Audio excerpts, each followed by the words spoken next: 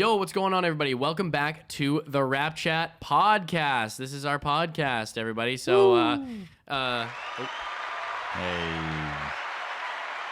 Glad to be back. Thank you. Before we hop into the podcast, if you're watching on YouTube, remember to like, remember to comment, and subscribe. If you're listening on Apple Podcasts, Spotify, wherever else you get your podcast, make sure to leave us a rating and also please leave us a review.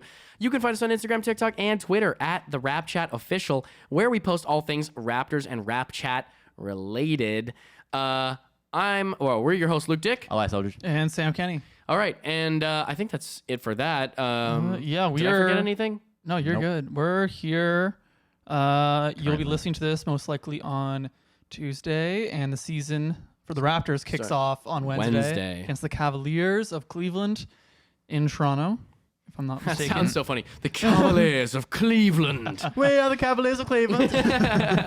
Sounds like it's from like Princess Bride or something. Yeah, I was thinking like Monty Python. or Yeah, something. Monty Yeah. Python. Yeah. Pulling up, open a scroll. Yeah. Hey. Is they come in with those big trumpets? It'd actually be a good edit for like the Cavs out at like their so not because the Cavaliers Their like, whole logo is a sword. yeah like for like when they're like announcing their team like in Cleveland like on the big board. Yeah, How it'd be like a kinda guy cool. come up and read a scroll and Yeah, read the Actually, that would be yeah. funny. And like people with the trumpets like playing Yeah. something. Like, you do that for the and Sacramento. just- You do that for the Kings too. The Sacramento Yeah, Kings. yeah. Okay, so to Sam, like, tell us what our schedule Yeah, is. What are we going to talk about so this podcast, everybody? We are doing our Raptors 2022-2023 season preview. We're going to start off with a quick little offseason recap. Not much went down. We're going to kind of chat. And that's it right there. That was our Yeah. offseason. And then and then you can watch the game. And then we're going to go into like, there were some roster decisions, not a lot of drama with the roster, but we'll kind of break down those last spots and what happened.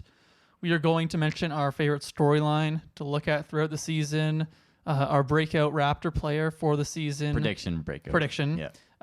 Our under the radar guy, so kind of the end of the bench guy we're excited to watch. We're going to have a hot take for the season. We'll kind of talk about our rotation, our ideal rotation. And then we'll finish it off with a standings prediction. And that's it. So, Hype City.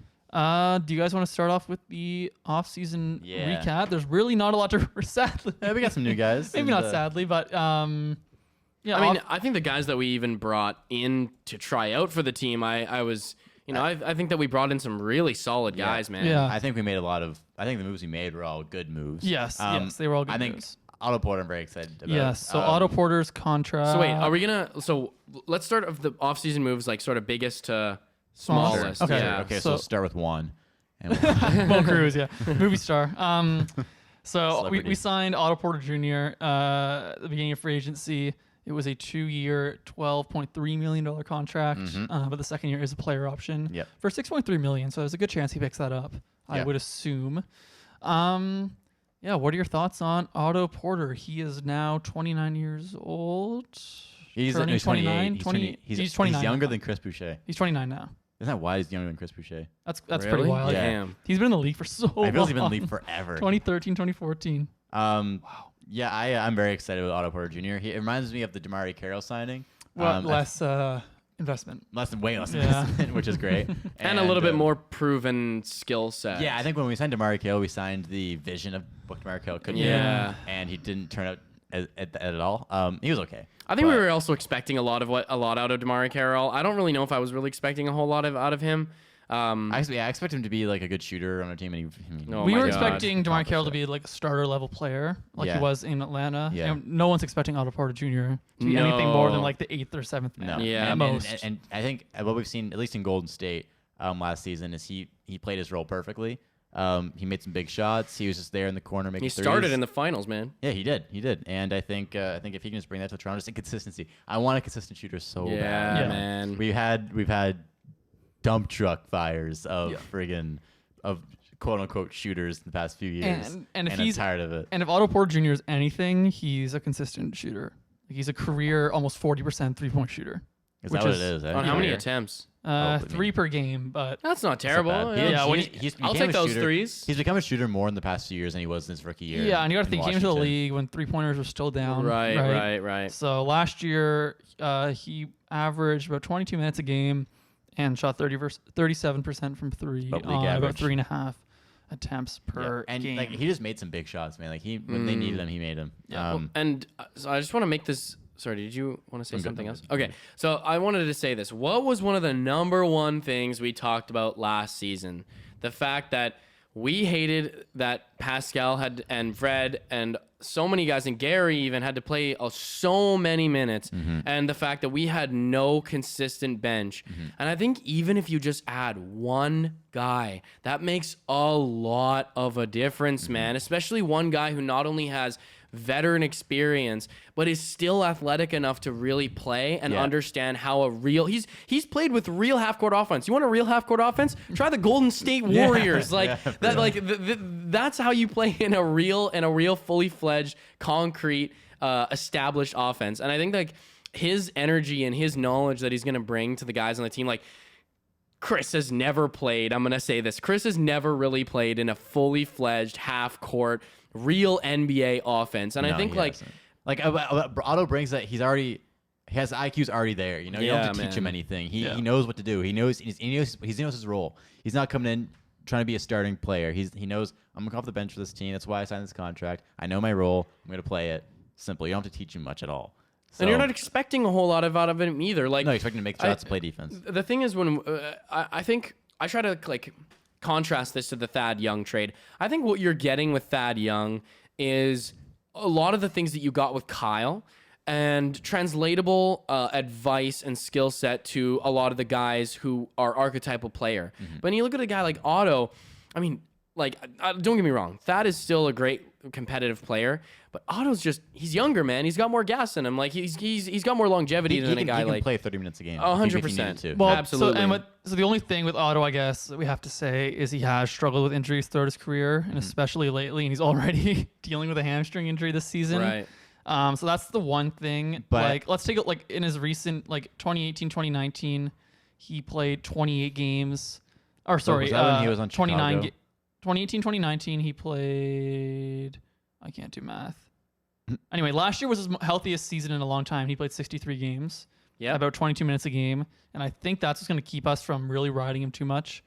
Is because he's just gonna. I wouldn't even say he has to play that many games. 63 games is a lot. Well, you you also hope he plays 82. Obviously, he's not going to. He's never going to play 82. That's yeah. But I think, well, on one hand, we're not paying him much. So, worst case scenario, he tears his ACL. Fucking fly, man.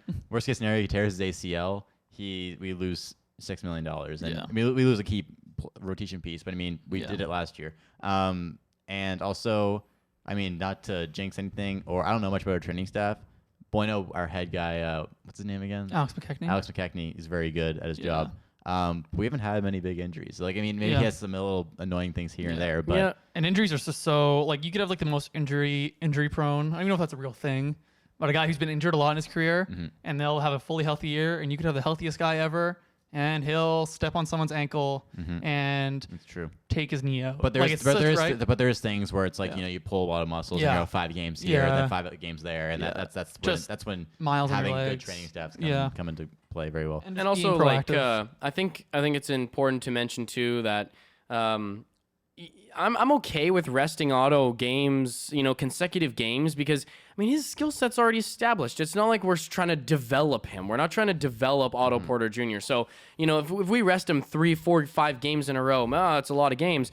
But I expect that he's gonna play just as good before he was sitting out those games than when he comes after. Short-term pain, long-term gain. 100%. So I mean, like, but that's the thing is like, whereas if we have like somebody like Chris out, I'm sorry I'm picking on you, Chris. I don't really mean to pick on you, but It's okay. you're not as good as Otto Porter Jr. and you're not as established as a player. Ooh, I disagree. Really? I think he's better than Otto Porter Jr. It depends. They Very do different. different things. Yeah, Very they do different. different things. But I know what I'm you're saying saying. better in the sense that Otto's proven. Otto's more proven than he is. Chris. Yeah. And I wouldn't be comfortable as much with Chris missing 5 consecutive games in a row than I would be with Otto missing 5 consecutive games in a row. With Chris, it's like, man, like he could come back and do something super weird and be off for 2 games that might have never happened if Otto was on the floor. That's true. Like with Chris, like even like the first preseason game, the first half, he was pulling up some whack shots. Yeah. I think he needs more time to adjust. Anyway, we should move Well, on let's to actually talk about Chris, because that was the second biggest move of the offseason, arguably maybe the biggest. But the Raptors re-signed Chris Boucher to a 3-year, $35 million contract. So this year he's going to be getting paid 11.7 mil. Mm-hmm. I don't think there's any options on that deal. No, there's not.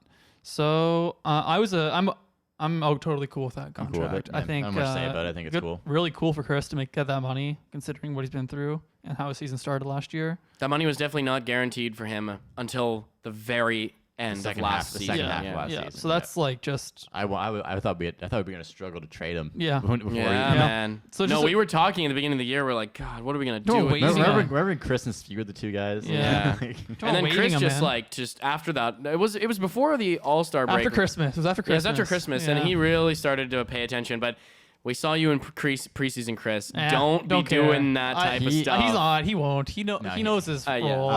His money. His contract's actually goes down every year. Oh yeah, cool. Nice. It's 12.5 this year. Then it's 11.5, and it's 10.5 pretty much. Yeah. And then we also got Thad Young. Thad Young re-signed on a 2-year. 2 year, 16 mil. 2 year, 16 million. Perfect, man. That's exactly, man. Like, is it a team option that second year? No option. No option, eh? Yeah, he's with us for 2 years unless we trade him. Well, that's great, man. I like honestly, like, say he gets a season-ending injury this year.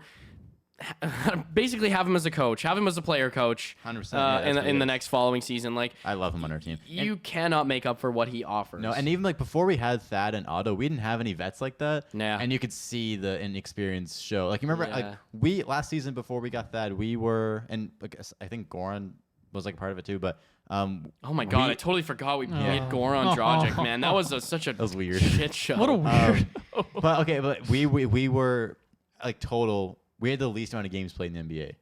The Torontoraptors. Right. Yeah. Had a cumulative least games played. So like having and it showed. Like it showed. We had a lot of just bonehead mistakes we always make.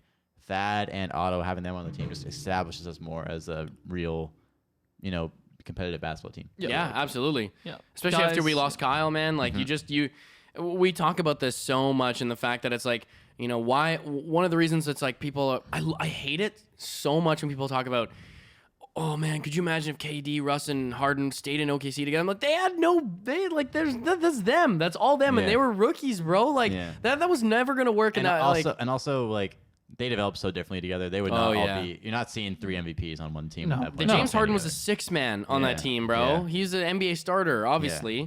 Like it just the thing is it's so incredibly difficult to win any or even get to any really significant place in the NBA if you don't have those bona fide veterans on your team. And also, I'll include now, like, I'd say Fred VanVleet and Pascal Siakam, especially considering all the playoff experience they have. Those guys are veterans now, in my eyes. Yeah. So this is like, it's a young team, but they're it's looking a little more experienced, not old like in a bad way, but like experienced. Just feel like Otto and Thad just feel like kind of guys you need on a winning team. Like guys who can fill holes and the moment's not gonna be too big for them, right? And just super low maintenance. They come in and do what you need them to do. Right. Okay, not much else happened in the off season. Oh, we should mention Christian Koloko really quick. Okay. That's a draft pick. Because he didn't get a contract until after training camp. It took a while because I don't know. They're trying to figure. I think they were trying to make the trade or something. He was going to trade for KD. He was it wasn't just me him, but I think he was going to be part of that KD trade or something. If we did it, yeah. But yeah, Christian Koloko, we drafted with 33rd overall pick. Eventually, we signed him to a pretty team-friendly contract, 3-year, $5.24 million. I'll give you guys my take on Christian Koloko. I liked the pick. I mean, whoever was left on the board, there's a couple of guys. I liked EJ Liddell and stuff like that, but thankfully we drafted Koloko. Well, he probably would have got injured on our. Who knows what happened? But I mean, it was like he got injured in a game, so who knows? But Christian Koloko, he's not going to get much minutes this year. People are talking like, oh, we found the guy who'll. A 7-footer, he'll probably be a part of the rotation. I don't think he's gonna be part of the rotation really like that. He'll probably come in situationally if we need a big guy. Yeah, injuries now and again. Yeah, but he's such a raw player. Like, don't expect much from Koloko off the bat. He's so raw. He's like, and not in a mean way, but he's just not very skilled at basketball yet. He started playing basketball was at an older age. I think he's like 16. He started playing basketball. Played 3 years at Arizona. Just a lot more developing for him. But as far as like a rim protector, like he's like a Clint Capella type player. That's why I projected him to be not maybe as good, but. That kind of player. Yeah, he's Nerlens Noel kind of player. Yeah, it was definitely not like I would be extremely happy if he was like Nerlens Noel. Too. Yeah, Nerlens Noel's one of the best defensive players in the league. Yeah, and he's centers in the league. It was they were in a pretty hard spot. There was a lot of good guys that I liked went before him. Me too. Like that I would have liked for the Raptors to take. So considering where they drafted him, and he's gonna get at some point during this rookie contract, he's gonna get a real shot, I think, and because there's not a lot of competition for his spot in the lineup, so he'll definitely get an opportunity, and he'll probably play in the G League quite a bit this year too. I think. Sure. I would really, actually, I would really be excited to see him play in the G League. Yeah. I think that just like even though he is raw, the skills that he does have are great skills that I really don't think. Like, he's only going to have to fine-tune. He's not necessarily going to have to develop. Like, I think a lot of that is his defense, right? Like, his defense is really good. A skill that he doesn't really, I think, need to develop to an insane amount would be he's just quick enough to get to guys guard guys on the perimeter and on the inside. So I think that's like one of the hardest things about finding big guys who you want to have on your team, especially in the modern NBA, is finding a big guy who can guard out on the perimeter and down low. It's a different story when you have a guy like Jokic because he's so dominant in terms of his offensive ability. But if you think about it, man, like if you get Nikola Jokic, like Steph Curry on Nikola Jokic is a mismatch Steph will take every day of the week. But a guy like Christian Koloko guarding Steph, I trust Christian Koloko guarding Steph more than I would Nikola Jokic. You know what I'm saying? I can say that too. Yep. Like it's just because he's quicker with his feet. He's longer. He's longer, and he's able to make those. He's more athletic. More athletic, yeah. Make those strides laterally. and get his hands up and keep his feet on the ground. He's quick with his feet, and I think like those are important skills that you're good at that stuff, Christian, but you need to now fine tune that stuff. It's the hands, right? Yeah. He doesn't have great hands. He's got pretty good defensive awareness too. But he knows what he's doing on defense for sure. He's primarily going to be a roller in a pick and roll situation. Yeah. And he can't catch a basketball that great. The thing is like I would like what if he eventually got the offensive skill ability of like Chris Boucher? That'd be cool. That'd be awesome. Very like cool, I don't think that's out of the realm of possibility. Putbacks. I don't think might not ever shoot like Chris. But putbacks. Well, where Chris doesn't shoot, I would expect him to be more post. Yeah. Like, do more post moves and maybe pull up for a couple of mid-rangers. Putbacks and lobs and little hook shots. Exactly. That's it. It's all you need to do to be an NBA player. Yep. Also, let's really quick go over the guys we waived and just like what you guys' thoughts are. I know Luke really wanted to keep DJ Wilson, so talk about that. Well, I don't know. The only reason why I wanted to keep DJ Wilson was just because, like, I just thought he was a really great archetypal player for the type of players we try to go after. I think his like skills are more polished than a lot of other guys who are still fighting for positions in the league. So I just am like, I think he did a good thing about doing camp with us and pursuing his career with us. I think there's still a place left for him in the NBA. I think one of the reasons why we didn't pick him up was because he's got just not the greatest injury track. Yeah, and I think I guess for record, by the way, we waived Josh Jackson, DJ Wilson, and Gabe Brown, and we ended up keeping Champagny and Juan Hernan Gomez. What about Jeff Down Jr.? He's two-way, so we have him. Oh, him and Ron Harper are two-way. Right. I mean, my thing with I'm okay not keeping DJ Wilson because I feel like we just have guys on our team who already do what he does at a better scale. Where Juan, I mean, he's not like a great shooter, but we don't really have guys that can come off screens and he has a good stroke, right? Yeah, we don't have many guys like that. So I feel like what he does is more of a need than what DJ Wilson does. Yeah, and then I totally have to agree. It's just like it's Masai's thing. It's just like let's just collect all the guys in the league that look like this, right? And that's why I like DJ because he is like that, and he works well in our system. And it's like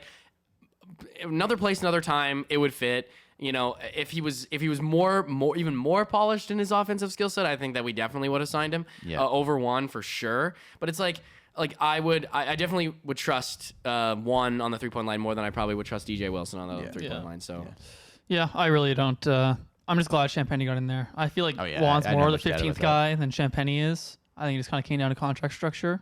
Juan,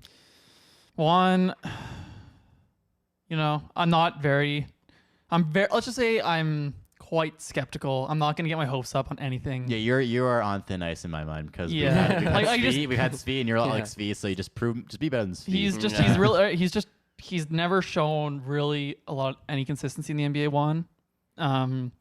So, but I'm also not expecting him to be anything important to the team. Like he's just a bench guy who will play every now and again. It's very good at 15th guy who has been consistent in the league, So I think if he can have a hot night, then it's awesome. But you're on thin ice, but the bar's low. Yeah, I'm not really. His 3-point percentage or year over year is wildly variable. Like before last year, he had 28% from 3. Then he was 35%, 30, almost 37%. Then 34%. Then 25%. Like it is a little up in the air. But I don't know.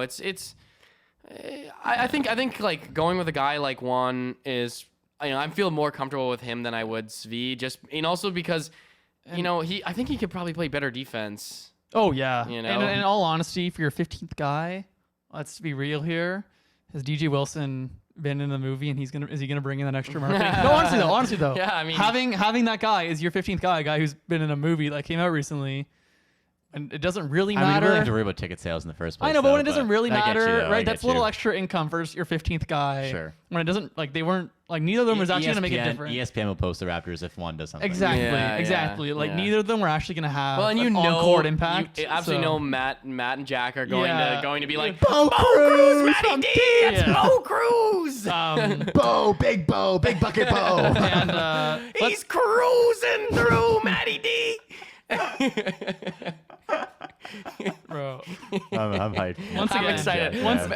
Matt and Jack have already had some Bo Cruz stuff, and sure. It's like Matt and Jack have they're probably some of the most biased announcers in the league, but they are so. Like, if you're a Raptors fan, you can't not love Matt and Jack, dude. They're Bo awesome. Cruz from down. Actually, Matt's better. Matt's better than Jack. Jack is just such a Toronto guy. Obviously he's from New York. Matt low key gets super biased sometimes. For sure. Yeah, I mean, I guess all local broadcasters. When they talk about, I always love it when it gets around All-Star break. Matt always like, the Raptors have 4 All-Stars this year. It's like, relax, bro. They might have none. In all honesty, he's like, Perfect plays easily an All-Star, maybe an All-Star starter. Pascal Siakam probably get in there. OG is a conversation for OG. Jack. I think Pascal is a conversation to be better than Giannis. I don't know.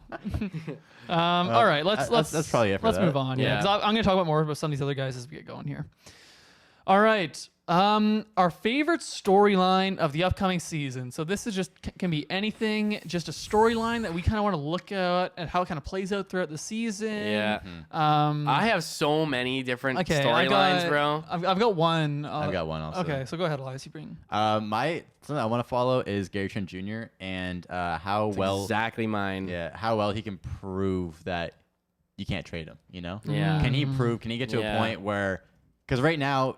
He's great. Is he the difference maker? Yeah. Is he an X factor? Is he expendable? Yeah, absolutely. Is he Norman Powell in 2021 when we traded him? Yeah. Or is he someone that if we want to win, we need Gary, you know? And you go, okay, we don't care if we lose him in free agency because we want him for this playoff. Exactly. Run. That's what I want to watch. I want to see if he actually makes that big a difference. And we'll talk about this later, but I think if he's on the bench, I think it's way more valuable. Because if you look at the bench with Gary, that's a really good bench. It's much more versatile. And then if you take Gary out of that bench, then we lose a lot. I think if we lose Gary in our starting lineup, if we're just thinking about it like that, our starting lineup is fine without Gary. But if our bench loses Gary Trent Jr., that's a big loss to our bench. Yeah, that's very true. Yeah, so that's something I want to follow this year. I'm just really interested to see if he can even make a bigger bounce than he did last year. See if that defense gets more consistent, and see what he can handle do. improves a little bit. Mm-hmm. That's a good one. It'll be really interesting to see because he's not accepting that option, especially with the contracts that just got given out to Hero and Poole. Hero and Poole the same or archetype as him. Yeah, so he's not getting what they got, but he's getting a lot of money this offseason. Also, teams love his defense. A lot of teams don't watch every single game. We got really nitpicky his defense. I gotta admit, he is a really good defender. It's definitely it's overrated, but he's still good. He's not bad at defense. Well, his improvement. Yeah, I think that's what I'm saying. It was not only his improvement, but his consistency with how good he was at defense. I think it's okay. If you make a couple great defensive plays a game, it's Gary Trent Jr. is all right defender. He's not terrible. He's not great. But the fact that he was able to defend as well as he did night in and night out last season was unbelievable. And he wanted to defend. Yeah, it's hard to get guys who want to defend. You can see in his eyes how much he wanted to defend. And just sometimes you get too ball happy. You want to steal that ball too much, There were a couple times during that season, but I'd rather have a guy. It was tough in that Philly series. He had a tough defensive series, but I mean, also Tyrese Maxey's having the friggin' series of his life, and he's great on the Raptors, where he can just defend the worst guy on the floor and jump for steals. And just it also goes back to just how much he improved. 2 years ago, if we're putting Gary on Tyrese Maxey, I'm like, well, fuck, we're totally screwed no matter what. He did it wasn't great, but I mean, I trust him on defense, and I think it's a big jump. And I think he can make even a bigger jump this year. So I'm really interested to see how that all turns out. And I need to see consistent scoring from Gary. But I think that one of the most common things we said on our podcast last year was, "Oh, Gary had 20 points." Yeah. You know what I'm saying? True. He scores so quietly. I'd like him to be a little bit louder. I want to really be able to notice you being that X factor on the floor. I know you score a quiet 20 points, which is great. But if you're scoring a quiet 20 at 23 years old, in the league, and I would like to see you scoring a noticeable 25. I mean, you know what I'm saying? He averaged 18.3 points per game this year and quite above league average 3-point shooting. 85% free throw. He had a really good year last year, man. I think sometimes because we do talk about the fact that he hits a contract year, we might have to trade him. We do kind of overlook the fact that he is a really good basketball player. Oh yeah. And he's definitely someone I do not want to lose. When I another thing about Gary too is I really want to see how well he's going to be attack the rim this season, because he's been working on that, and you absolutely know that was one of the things that we talked about last year, and I think a lot of people in the league talked about, or a lot of people at least in the Raptors community talked about was Gary's great, but you can only be so good. Like if you want to compare a guy like Gary to even somebody like Tyler Hero, right? Tyler Hero's getting to the rim, right? Tyler Hero's going to get to that rim. He's Gary, been much better than Gary, but it's a question of whether or not Gary can figure out a way to use his finesse, use his fine-tuned skilled abilities, and I said finesse already, but you know what I mean? His more calculated skills in order to get to that rim, rather than just pure athleticism, right? Because Tyler Hero can get to the rim off of athleticism, but Gary can't really do that. I just like to see him handle. It's what handle too, right? Gary has pretty. He's an awkward first handle position. He's not a good handle for his position, right? Yeah. You see guys like Tyler Hero and Jordan Poole. Those guys can really handle the ball. Yeah. And also they're not plus playmakers, but they can play make, right? And that's still a hole in Gary's game. A lot of Gary's shot creation is based on those elbow step backs. Yeah, and those are really hard because there's and he's catch and shoot. But look too. at Julius Randle though, right? There's some years where those contested shots go in, and there's other years where those contested shots just don't go in. Yeah, and I agree. Yeah, so it'll be different and interesting to see though. On. My storyline is kind of similar, but not really. It's how does the offensive hierarchy develop throughout the I year? think that's a great storyline. I think we can all agree that Pascal is the main dude, and then it's probably still Fred at the start of the year. I disagree. At the start of the year, though. Okay, sure. I think as of right now, going into game one, it's Pascal and Fred, and then it's Scotty, Gary, OG filling in behind that. My main thing is, do we see a scenario where it's Pascal, Scotty, Yes, that's what I think. Fred, in terms of, let's say, in terms of just, ball dominant, how much are they dominating the play? I think Fred's going to have a much more off-ball role this year. I think so as well. Because Nick already talked about the fact that Pascal and Scotty are going to be bringing the ball up more. Even he said, OG's going to bring the ball more. Which please don't. I don't want that. Please don't do that. But Scotty and Pascal, Fred is really great off the ball, though. He is, exactly. He's a great better off shooter. the ball, yeah. His catch and shoot numbers are insane. He's Jason Terry. So I think I'd rather see that role, and I think naturally if you're off the ball, you're not going to be as dominant. And I think Scotty's going to have the ball in his hands more than Fred. I think at the end of the year, when we look at usage rates, Scotty's going to be higher than Fred. I think no matter what, though, I think Pascal will still be the number one guy. Yes, from I agree with that. day 1 to day 82. I think that's I think so. But it's interesting to see how those other possessions fill out, because I think that's really interesting. Yeah, it is because I think we do actually have a lot of offensive talent, a lot of guys who are young, who are averaging all around the same amount of points. OG 18 points per game. You got Gary Jr. 18 points per game. I think I don't know what the stat was, but I think just generally we're the only team in the league last year with 5 guys average 15 plus points per game. 100%. But that can also complicate things, because what if there is a reality where Gary Trent Jr. is the starting shooting guard on another team and he's averaging 25 points per game, whereas for us, we just can't get him those minutes and those touches as consistently and in that same spot. And that's that's where I'm conflicted, because I don't want players on the court who I want to be on more and scoring more, but it's like, well, we have to give the ball to Pascal, or we have to give the ball to Scotty. Right. Now we have to give the ball to OG. Yeah. Instead of Gary, the only reason why he's not scoring more is because he's not getting more touches, not getting more possessions, not getting more minutes. I don't think more touches equals better for the team, though, right? I think what makes Gary so great is that he's able to fill in as his role as a 4th or 5th guy, and I think that's actually helps him. I think we'd see his efficiency really plummet. It depends, though. It depends. Like, what if he's... I think the team's just better made, though, if even Fred is more off ball, where you're having your 3 shooters, right, and Gary, Fred, and OG spaced out, and then, because that's what those guys are all maximized, right? Like, you want Gary Trent Jr. shooting open threes, or Fred shooting open threes. Like, you're just like a better team, right? You don't really always want guys having to really create hard shots. And then you have guys like Pascal and Scotty. Pascal, who's especially better, who can score more one-on-one. Scotty, who's developing that, then kicking out to those guys. And I think that's where we can use Scotty as a second option, where you can almost have the exact same offense, whether it's Pascal or whether it's Scotty, and then you put whatever one doesn't have the ball either in the dunker spot or in the corner.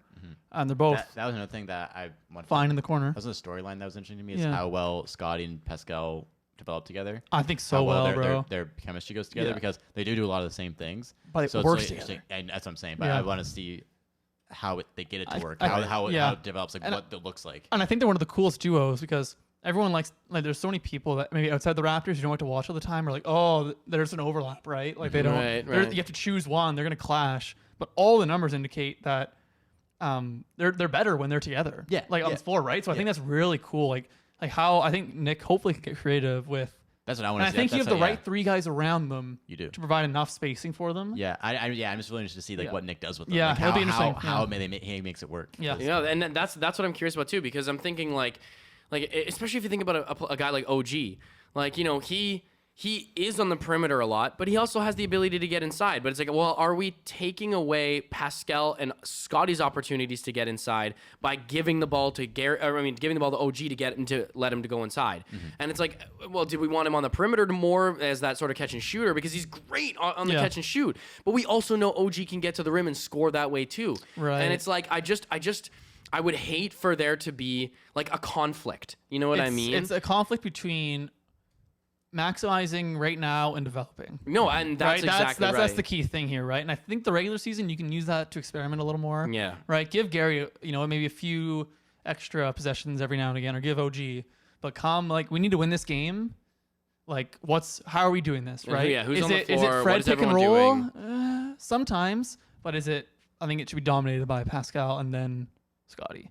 So that's be interesting to see how that plays out. And I think it'd be really great if both Scotty and Pascal could get their 3-point percentages up and 3-point attempts. It'll only help the other one too. Yep. Like it's always good to get your percentage up, I guess. Well, yeah, no, for sure, but like it's not out of question for those percentages to go up. Oh, you know what I'm not. saying? Like it's especially like, Scotty. Like if I'm saying like, oh, like a 39% 3-point shooter on, you know, 5-6 attempts per game. Oh, you need to get your like Jaylen Brown, like 36% from 3. Shooting 7 threes a game. Yeah. You know, what am I gonna say? Get your 3-point percentage up? Like that's pretty not hard, that's not a realistic thing to say. That's already really, really good. What is a realistic thing to say is both Scotty and Pascal need to shoot more threes and hopefully make them more. Yep. And like that's what I want to see, because that only helps with your spacing, right? And I mean, obviously Christian's not gonna like play with us a whole lot, but it's very different when you have 4 versus 5 out. You know what I'm saying? Like four out really allows so much more spacing than if you have 5 out. And 5 out is still great, but that's probably what we're gonna see a lot is 5 out this year. And it's just like that. Okay, well then, if we're gonna go 5 out every time, we have to have shooters and people who are gonna help space and stretch the floor, because it's just like I said, instead of my video about Pascal, I just don't want to see him trying to get inside and not being able to get there and not being able to finish. Like I don't want to see that this season. I want to see him being able to pretty much, you know, lure people to where he wants them to be and score off of that, you know? Yep. Right. We should move on to the breakout player. I think this one will be pretty short and easy. I think we might all have the same. There's a chance we have the same guy. Yeah. Well, actually, maybe not. There's 2 guys. There's more guys. Okay. I'll say mine. I think I probably the common one.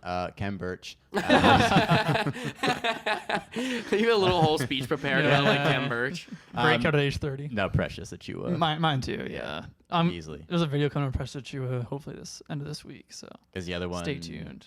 Delano, I guess. Could be D-Ban? another Yeah, one. that's my video. That's gonna go to Delano. Delano. Oh, you don't want to tell them. Just kidding. You guys really fell for that. Yeah, Precious. Psych. Precious, I think is gonna be.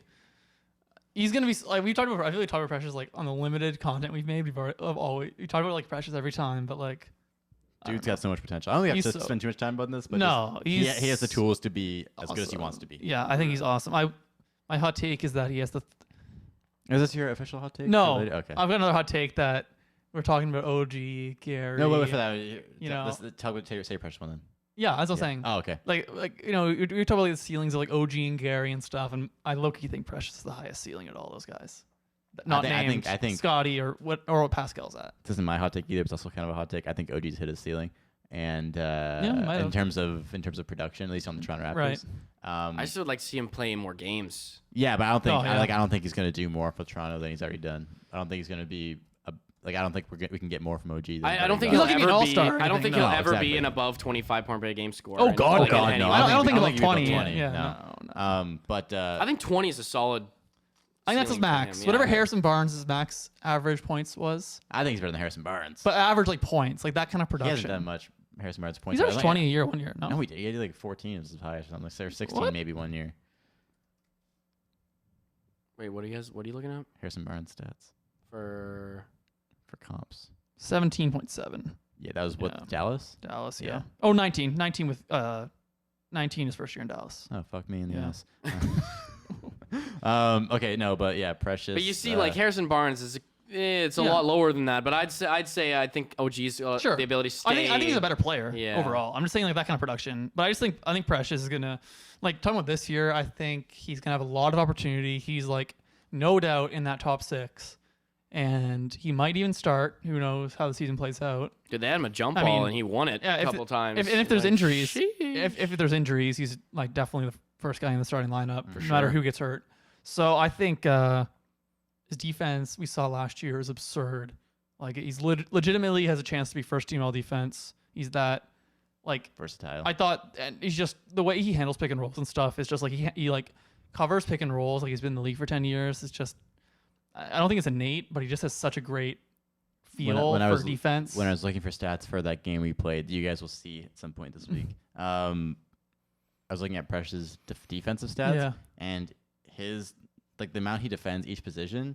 He defends like point guards 12%, shooting guards 13%, small forwards 18%. Like he can guard any position. You can guard anyone, any play, like any type of action. And then offensively, we saw the shot start to really come on last year. The ball handling is improved so much. Mm-hmm. The finishing is improved so much. We know how athletic he is. I don't think he's ever going to be a playmaker of any type. But, you know, as you age, big men in general just become more comfortable with reads. Yep. So I just think Precious is going to have like a really impactful season. Well, to reiterate what you said, Sam, Precious's defense is like a square circle. That shit's absurd. And Did with Sam say that, I said Precious's defense is like a Yeah, square circle. Did Sam say? Are you quoting Sam? Is that what you said? No, I said to reiterate Oh. what Sam said. It's absurd. Is that? Am I not? that's just an absurd thing to Yeah, say. like a square Oh. circle is absurd. It doesn't make any sense. Yeah, but I thought absurd. Like absurd. I thought it was like you were making a wordplay thing. Well, it is kind of a wordplay But thing. absurd. Yeah, absurd. square circle is absurd. It doesn't make any sense. That's how good his defense is. Yeah. Okay, yeah, but I thought you were like making like I thought absurd was supposed to be like a wordplay. I thought the word absurd was supposed to be like I thought I wasn't getting something. Like a play on word or something. Yeah, No, that was good though. no. That was good. Okay, with that said, It's reading into my bars too do much, you guys. have another breakout player? Your bars Are are so you in complex. agreement with us on? What's that? Your bars are just so complex, so I just Yeah, bro. That was low-key a philosophy joke, but whatever. Anyways, Are you in agreement on Precious Achua? I would say I believe that equally as much as Precious Achua can have a breakout season, I think also Gary could have a breakout season. And Even more. Like, it's just, I don't know, man. We've talked about Gary so much. It's just we really don't know where he's gonna stop, like where he's gonna stop with his production and where he's gonna stop with how much better he can get. He and improved so much last year. and the thing is, he's under 25 still, and so, I mean, so was Precious, but I mean, like, he's still under 25, and what he was doing exactly, like, when does he turn? Like 100 days.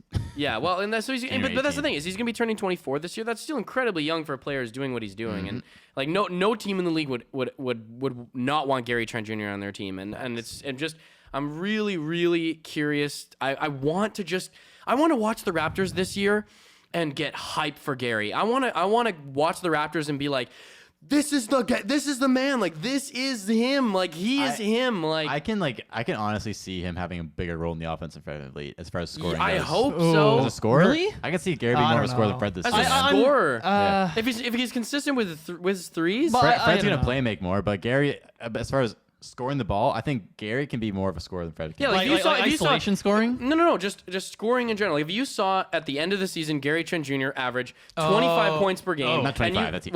whatever. Yeah. 23 points per game, Oh, and then you saw Fred average 20 points per game. I mean, I'd be shocked on both. Well, I shocked say at that, I can see Gary averaging like high point this season. Okay, last year he averaged 18. I can see him averaging 20 this year. Yeah, maybe. and I like, predict closer to 19, 18. Like, but personally, I can see more of a world that Gary hits 20 than Fred hits 20 this year.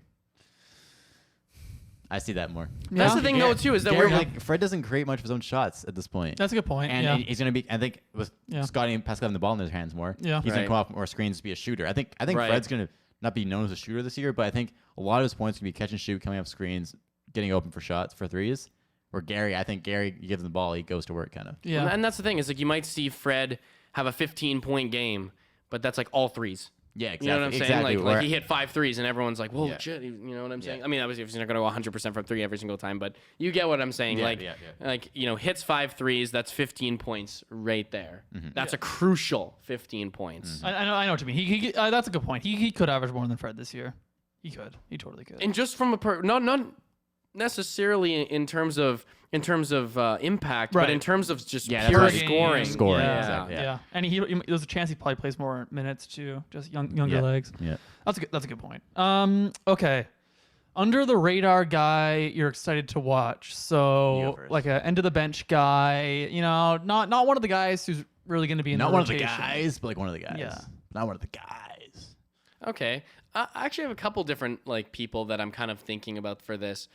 I'm actually really curious to see how Otto Porter Jr. plays with us. I really just like he's a kind of player that I don't really think we've had somebody like him who's like as established as like we know what he's able to do, and he's, Not since Danny Green. yeah, and Yeah. even more so because like Otto fits our archetypal player more than Danny Green did, Right. and it's just I'm just curious because it's like a lot of times we have to develop guys like that, but this is a guy we're kind of just getting and we know he's like that, and I just want to see like how we're able to fit him in, what like if he like how many games he has this year where we're gonna be like, damn, Otto played really great this game, Yeah. I'm really curious to see. I really just want to see how consistent he can be and how much of a factor he's gonna actually provide for us. Because this could be a season where we've been like, yeah, Otto Porter's good, but it's not like we notice him much on the court. Yeah. Whereas Yeah. I would rather say at the end of this year being like Otto Porter Jr. definitely made an impact in our team that was noticeable when he was on the floor. You know. Yeah, that's a good one. Okay, mine is much more low in the list. I hope we get to see him though, and it's Justin Champagny. I was so impressed by the limited time he got last year. He's got one of the weirdest games and skill sets. He's like this offensive rebounding monster, but he's not big, and he's kind of got a developing shot, but that's kind of all he does is offensive rebound and like play good defense and try really hard. And I just love guys with super weird skill sets, and I actually think he can be a positive player. If he really gets if his defense improves, so he can use he's got a very sturdy frame, and if he can play more, then that offensive rebounding can just become more important. And if he can just hit corner threes, then you're also getting that spacing element because that's how he's going to get into the court. Because we've got other guys who can crash the glass, but who are also 6'10" and provide other things like Chris Boucher or someone like that. So Justin Champagny is athletic as well. well. He is. He totally is. I just think he's gonna have to get that 3-point shot to actually like. Right now, he's he's the end of the bench guy right now, and I really just it's gonna take probably injuries or something for him to get a real shot in the rotation. Yeah. But if he can hit 35% corner threes, that's good. Just when I'm like thinking like, and just be a fun player. He's just so weird and different. Well, we've had guys like my biggest thing when I think of somebody like weird who worked for us was Ronnie House Jefferson. That's he's very similar. Yeah. But when I think of Ronnie House, I wish he would have back. I don't know why we didn't bring him back. Well, he just like. He wasn't that good. Yeah, well, I think he could not shoot. He wasn't skilled. He could not shoot. You'd get so hyped. You'd get so hyped too, man. He seems like such a fun guy. But he did produce for us. And, and it was fun watching him play. Yeah, and tries so hard. I would just like we've had a lot of those guys on the team, but they've come and gone. I want Justin Champagne to be one of those guys who stays. Right. You know what I mean? I would like him to be one of those low key. Consistent bench guys who you just have on your team for like, I don't know, 5, 6, 7 years. My thing with him, when I said the other day, was kind of like Grant Williams, where Grant's way better than him right now, but only because he developed a 3-point shot. Mm-hmm. That's the only reason why Grant Williams is literally, let alone a rotation player, but in the NBA. Right. Because he's too small and he's not athletic enough. Yeah, he's slow. To do anything else, right? He's got that Ron Harper Jr. But body. he has to be able to shoot. But he is a pretty good defender too. He is, but but there's other guys, right? So is Justin, right? And and the only and I'm saying that's another reason. Grant really. What are you saying, bro? So is Justin, bro. What the fuck? But someone get this guy off the podcast. I'm muting your mic. Do you even watch, bro? But Grant was literally like a 12th man for his whole first like 2 years in the league. I thought he was gonna be out of the league. Yeah, and it was that 3-point shot that really kept him in the league. So I think Justin can have. And you can tell Justin knows that. He knows that he's got to get that 3-point shot. You saw it in the 905. He was just literally taking threes. That's all he did. So yeah, I'm excited to see Justin, who's your under the radar guy. Mm-hmm. Mine's not like similar to Luke's, but it's Thad. Just because not necessarily he's under the radar, but I think his impact is under the radar. I think his impact is so big on this team. I think it's a reason we signed him for 2 more years. It's just like he comes in and he just brings a lot of veteran energy, just brings that IQ, and he just makes everybody on the team better. You know, the guys that are on the core with him are better with Thad Young. So I have not much to say, but I just think his impact is just much bigger than people get credit for. And we saw that down the stretch last year. Like he had a rough start with the Raptors, but once he got comfortable, he was really valuable. And on, like in the playoffs, like having a guy like that in the playoffs is huge. Moment's not going to get too big for him. And guys who can break ankles too. Yeah. Well, and the thing with Thad Young that I just think a lot of teams are going to come in forgetting Thad Young's on this team. Exactly. And I think that's like a really, like I even watched last year when we would play teams like Boston who are really good and already have that sort of defined team. They're still developing, but they still have that pretty well defined team. But I would hear like, well, I mean, you can't trust Brian Scott bringing that much in those guys. But I remember just hearing them guys like that say, like, oh, and there's Thad Young, like he's doing his thing out there. I forgot about that. Thad Young. Yeah, it's like he has not. A lot of the time last year, people were like, Garrison Jr. has 30. Yeah, where it's like, he's been doing that. Yeah, exactly. But like a lot of Way commentators are like non-Raptor commentators, like Garrison Jr. has 25 points on 9 for 13 shooting right now. Like Gary's having the best game of his life. Like, dog, no, he's been doing that. Well, and that's like I think just like that underground role for Thad is just it's gonna be so exciting this season. It's just me like he's gonna surprise you in a lot of ways where I think a lot of other teams are gonna be like, God damn it, if Thad Young wasn't on the floor right now, like we would be able to be doing better than we are. But it's just this guy. He's such a that's the player. Vet. That's the player where like obviously H hits everybody, but H isn't hitting him as hard as other players because it's the way he plays. He doesn't need much speed. And he's not gonna play very much. No, but in a half court offense, he's so good at having a half court offense. Yeah. I think like these two, like Thad and Otto, are just guys who are great additions to a half court offense. And Thad is also a guy who I could totally see being in the league at 36 years old. He's almost 36. I hope so. That's what I'm saying. No. Like he's 34 right now. As you know, I think his contract's will be 36. Yeah, his contract's will be 36, and that's what I'm saying. Is by the time that his contract's over, he's somebody who I could totally see being still one of those kind of floater guys in the league as 36-year-old. Right. Yeah. Right. I don't see him really, and I think that 2-year contract's perfect because I don't really see him. He's the type of guy that's like 36. I don't really see you playing past 36 as much. Like 37, it's like maybe. Yeah. Maybe, but you're really pushing it. Yeah. At 36, it's like I could see you having a good year at 36. And then you retiring the next year. Not Dad Thad, but this is probably his last NBA contract. Oh, probably. Yeah. Okay. All right. What's next? All right. Sambo? Hot take. These aren't meant to be. Okay. These are not meant to be realistic. Like these aren't. hot We're not take is a saying this is hot gonna take. happen. All right. These are hot takes That right? like we So, think are possible. Yeah. But that's like if there's like an odds system, we still bet against this happening. Yes. But it's the thing that we Yes. think could happen. Honestly, mine isn't crazy hot because I didn't have any insanely hot takes for the Raptors that All right. like we haven't really talked about. But I mean, we've had a couple I talked about earlier. But this one is kind of similar to what we already talked about. Scotty becomes our second most important player. It's almost the same as mine. Really? Well, similar-ish. Okay. Well, yeah. I think that again we've talked this a lot already this podcast, but like I think Fred's gonna become more off the ball. OG is there primarily to be a 3-point shooter and to be like an off-ball backdoor cut kind of guy. Gary's the type of guy you give the ball to score, but that's it. I think Scotty can just do so much for this team on every level, whether it's scoring, playmaking, rebounding, defense, you name it. And I just think those are all like that's why Pascal is so important to our team because he does literally everything.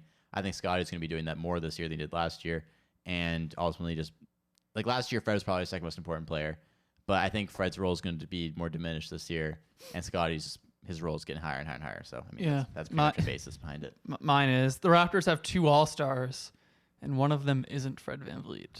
Yo, Kemper. So Yeah. basically, if we have 2 All-Stars, it'd be Pascal and Scotty most likely. I So- can definitely see that. I think Yeah. the coaches love Scotty. You know. Yeah, so- and he's the type of guy to get a lot of the fan vote. You right? know that's that I watched the preseason game for us against the Celtics. I believe the last time we played them, and he looked amazing in that. well, the thing was, I watched the highlights of that game.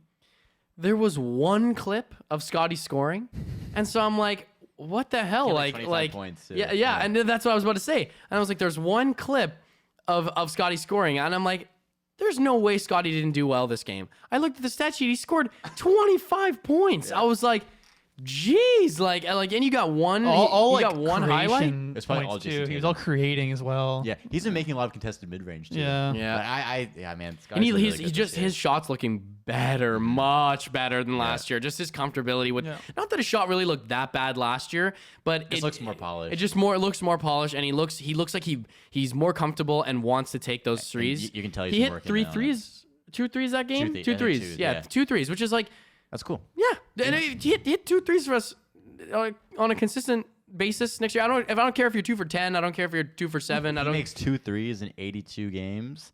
That's 160 threes. Man. That's a lot of threes. That's what I'm Like- saying. I really. That's actually insane. Well, like I just want him to shoot at least. I don't know. I'm saying Take next year, 3 a game. Take 3 a game. three threes a game, And make maybe one. even 4. Yeah. Take 3, make 1 a game. If you do that, I'm happy. Exactly, Yeah. and I like that. I think, man, even though Scotty won Rookie of the Year, I still think people are forgetting about Scotty, bro. I still think people I don't. just think people don't understand how good he is at a lot of things. Yeah, man, 100%. Like it's not.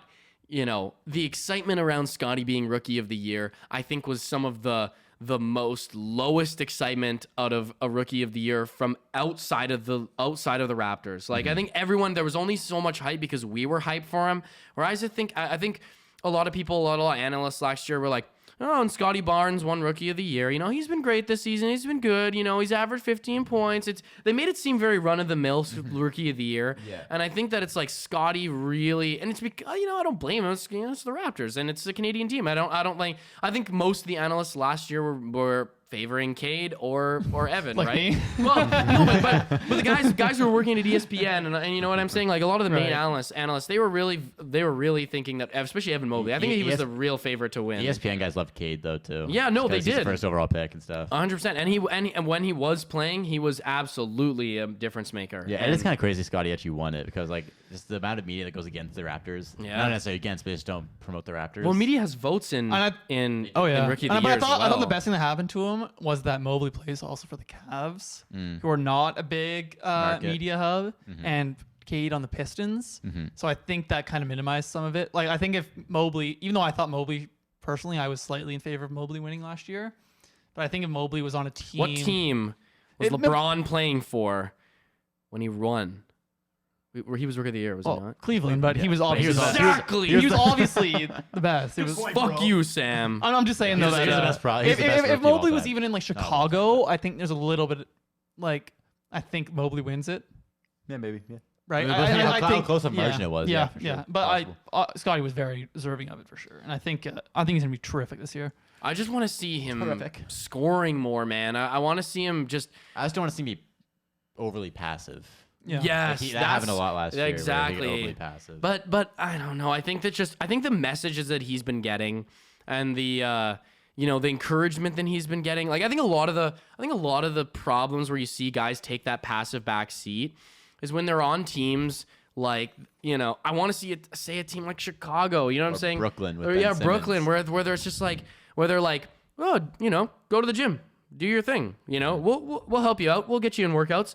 Whereas, no, like, you need to reinforce. This is a mental thing. You have to, like, not only do you have to develop these players physically, you have to develop them mentally. You have to look at Ben Simmons, bro. Like, you can tell Philly did not, and Markelle Fultz. I think Philly's a bad track record for this. That they do not do well with the mental aspect of their players. Like, Markelle Fultz was having like a lot going on. They did not help him at all. They just traded him, and then it's such like a big market. Like, there's such like honestly like a mean market. Like the fans are like very rude and mean to the players. Yeah, right. You need to play well. And you like and with Philly, like you need staff who like you need like therapy. Like if you NBA players, athletes need therapy, man. Like the amount of shit they get on a daily basis from millions of people. Yeah, like Ben Simmons, like that's and they're famous on accident. Yeah, they are. Yeah, like they didn't try to be famous. They're super good. They're at just a sport. insanely good at a sport. Yeah, and then they just also are famous. Yeah, it happens. Like it's impossible to not be famous. You're really good at sport. Exactly. It's not like an actor where like and when day to day, your performance day to day dictates if someone likes you or not. Yeah, right. Like it's you've a one lot bad to bear. game and 1 million people hate you. Yeah, and Ben Simmons got so Well, I think a lot of it has to do with the way that these organizations are built and like the cultures. Like Masai talked about this, man. We talked about Masai talking about this. Was that teams really need to start looking at look at the culture like the Suns. That's another perfect example. It's like these teams do nothing. Like I think the Raptors are a very forward-thinking organization in a lot of ways. You need forward-thinking. Yeah. And a part of that, I really honestly have to. I think this is just. Listen, man. This is just what happens when a team is brought into the league in a year like 1995, because there is no history of bureaucracy or nepotism or hierarchy that goes back and stretches to the beginnings of the league and the cultures around that. It's like I'll also say though, I think a massive part of it is Masai Ujiri. No, look at the sure. Raptors before Masai, and they were kind of a shit show. Masai is such a part. I think Masai is just just one of those figures that he's just one of those people. He's progressive, man. Yeah, and he's a very progressive person. And he's just one of those people. He demands a lot, and but he's not willing to not give you a lot in return. Exactly. And I think it all comes down to someone like Masai Ujiri. Like I think that is why the Raptors are in the place they are now. Is a lot of it. I can disagree with a lot of his like transactional moves. Like some of them, like really Masai, but like which ones? The Kemba signing, and sure. I still didn't. But also like there's stuff I can disagree with him on there. But the larger thing that he's promoted within the Raptors, the environmental, atmospheric sort of thing. That is much more big important stuff. Yeah, I think with Ken Birch too. I think that's I don't know if this is the implicit motivation behind why he does it, but I think like signing Ken Birch for a 3-year, $20 million contract, it shows other players and other people on the team like we trust you. Also, what else are you gonna do with that money anyway? Yeah, but I mean, like when you like, I don't think you're gonna sign someone else. If I'm on the Raptors and I see a guy like Ken Birch who doesn't perform very well, get 3-year, $20 million, like they trust him, they probably trust me too. Right? You know, it's just those other thing. I don't know if that's implicitly why they do it, but I think that's another aspect. And everyone gets player. And they're options. willing to give people a chance. You know, they're willing to exactly like it's and the whole if you're gonna be a team based off of development, like you have to be empathetic and sympathetic to your players because. What are you gonna say? Just develop. Yeah, you know what I mean. Again, and they're just Philly, gonna do it. Like, no, you have to guide them. You have to give them the tools. And it's like, okay, sure, our off season's gonna probably cost us more money than maybe other teams because we have to pay more coaches and all this stuff. But it's also like, That's so important. That is in the long term, in the long run, you are going to get more production out of guys if you actually invest in them. Yeah. People are an investment, man. Well, if I could actually use one analogy, a cross-sport analogy here.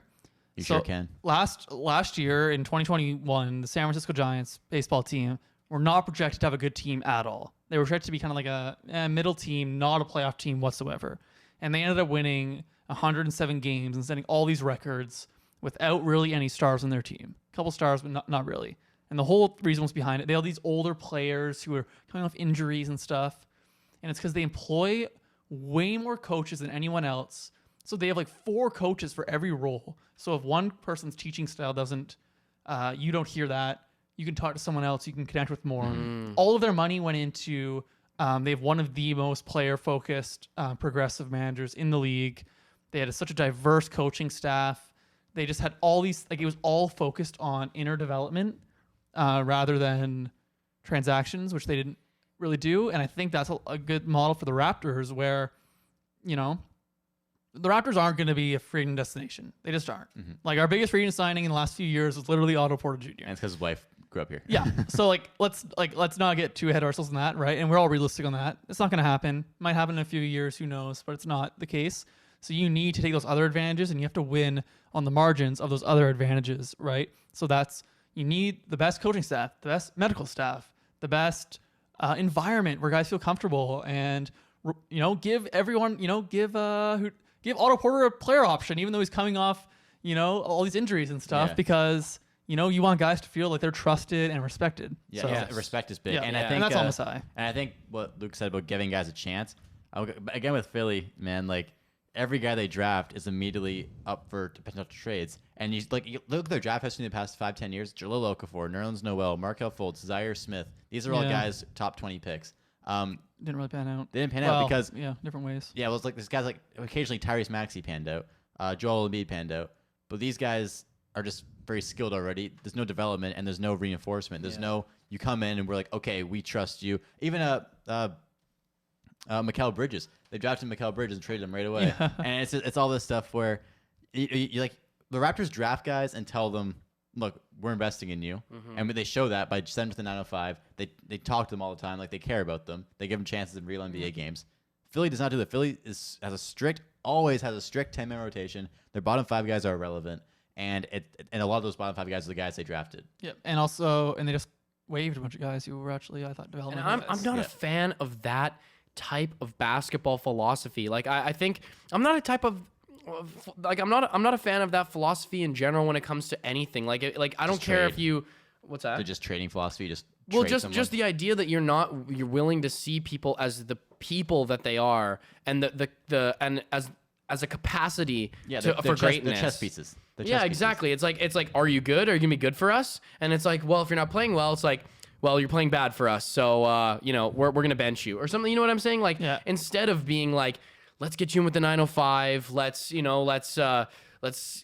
some after workout gyms. Let's watch some film together. Let's do some individual workouts outside of and a lot of the guys they get are willing to do this because they know they want to be good. No one doesn't want to not play in the NBA. And they guys like Fultz and Simmons, like they have things going on. They do not care about them as people. They care about the fact they're not playing well, so then they end up being traded. Yeah. Like right when Ben Simmons started having these struggles or whatever, right after that Atlanta Hawks game and during that series, you can see he was struggling immediately on the trade block. Yeah. You don't give him another shot. You don't talk to him. You don't help him. You just okay, he's not playing well, gone. Yeah. And I think one more thing on that is sometimes it's not going to work out. That makes sense with Doc Rivers coaching. And also Daryl Morey. Daryl Morey is that guy doesn't really. I don't think that guy does not see people as people. Just look what he fucked over all of his assistant coaches in Houston too. No, that's not a good environment. You don't want to have that environment. That's why he's never won a championship. Exactly. And I just want to say sometimes it's not going to work out. Right. God bless for Nick Nurse. Right. Oh my God. Sometimes the Raptors, right, are going to develop these guys, and it's not going to work out. You're going to get your Malachi Flynn's. But you're also going to get your Norm Powells or your OG Ananobi's. But you talk about Malachi Flynn. We still trust him. We still have him on the team. Exactly. We didn't get rid of him right now. Yes, but sometimes they're not going to be NBA players, and that's okay. That's how it is. But also, OG Ananobi was a late round pick. Pascal fucking Siakam was also 27th overall pick. We could have Norm Powell, right? Was 46 overall pick. So Fred VanVleet. So I think we could have easily cut DJ I mean, so he'd easily cut Malachi Flynn and said, "Oh, DJ fits our mold better. Fits our archetype And honestly, better." I'm not as good a man as Messiah. I probably would have done that. But and maybe we'll be wrong, and maybe Malachi will be awesome. But at least it's just the respect thing. Okay, let's fly through this part. We had this as a segment, our 10-man rotation.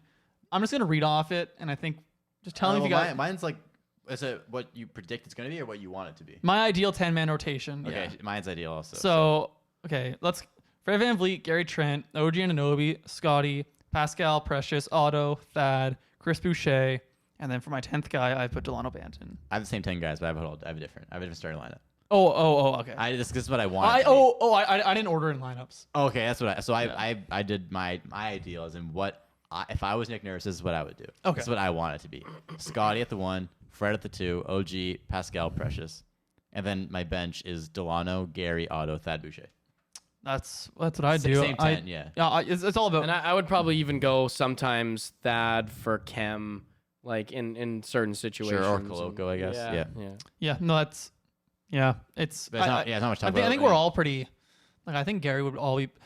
There's never. I don't think the Raptors are very still, even though they might be a little bit deeper this year. I think it's gonna be very rare to see a strict 5-man bench unit in a lot of games. Yeah, oh yeah. Which is fine because not a lot of teams do that anymore all the time. It's just not how the team's built. So I think you're gonna see like there's just gonna be a mix. There's gonna be a mix of guys all the time, like starters on with bench players. That's kind of how our bench is built to like play off our starters. We don't have to be an autonomous unit. We don't have a 5-man unit and another 5-man unit. No, so I think, but I do like the idea of Gary staggering. Gary might close, even though I still think Fresh should close. But Gary might come in. It's just about staggering guys, staggering skill sets, right? That's the whole idea behind it. So Gary's skill set, if you're bringing him in end of the first quarter, right, then you can rest Fred earlier. Like, there's just all these things I think that go on with it. Yeah. And just you're more maximized. And also, I would not be against seeing Fred come off the bench sometimes. no, you have to start Fred, man. Sometimes. He's too important for the team, right? He's really like, for his point of attack defense is just. He's too important for ball movement. I'm not saying all the time. I'm saying no, like if he it's never gonna happen though. It's never. Not gonna tell Fred VanVleet to go off the bench. I think he would do it. I think he would do it. Why? For who though? For who? Gary. No, Fred's got it.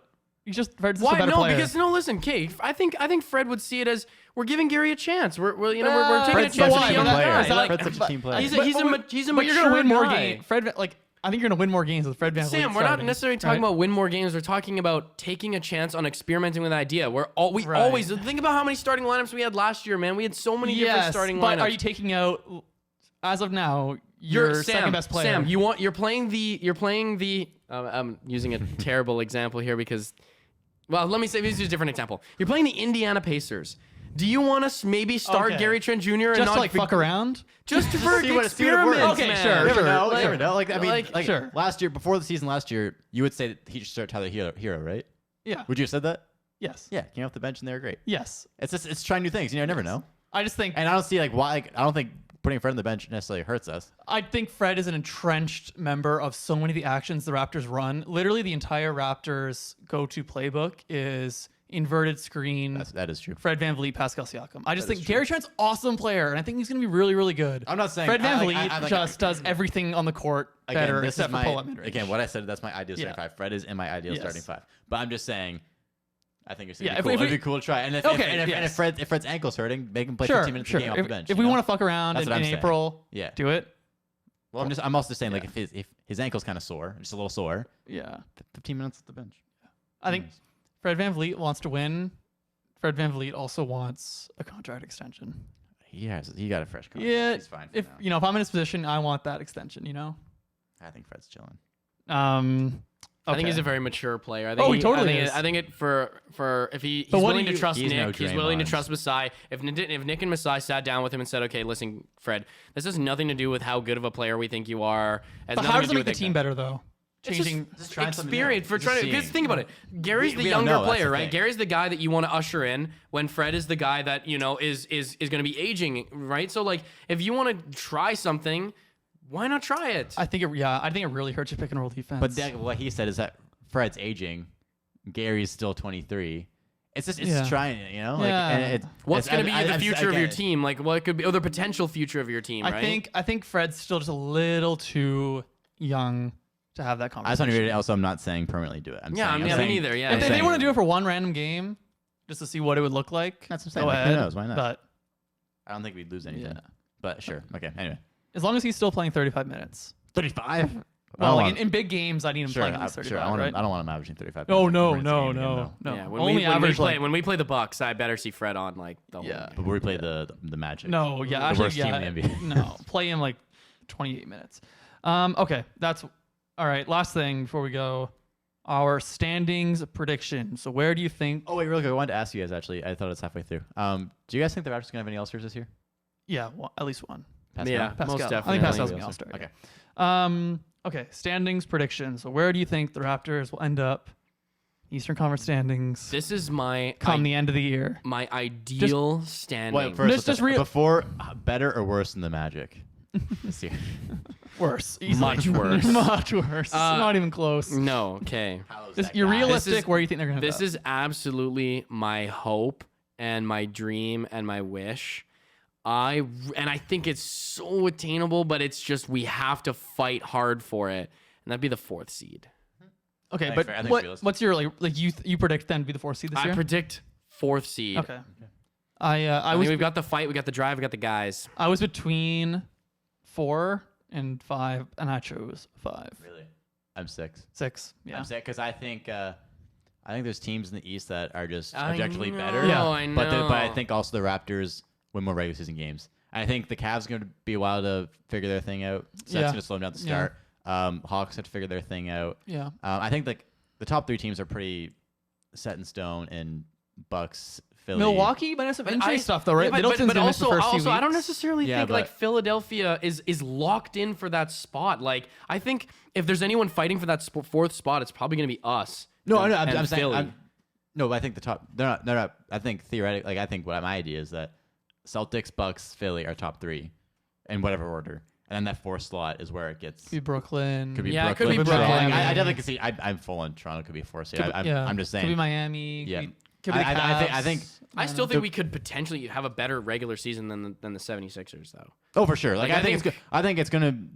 Dude, 1 to 8's gonna be separated by like 4 games. Yeah. Like, It was I- very I- close last year too. I was thinking close to see. The There's- standings were always changing There last is year. there is 12 teams I can see making the play in, and there's probably 9 teams I can see 10 teams I can see making the playoffs.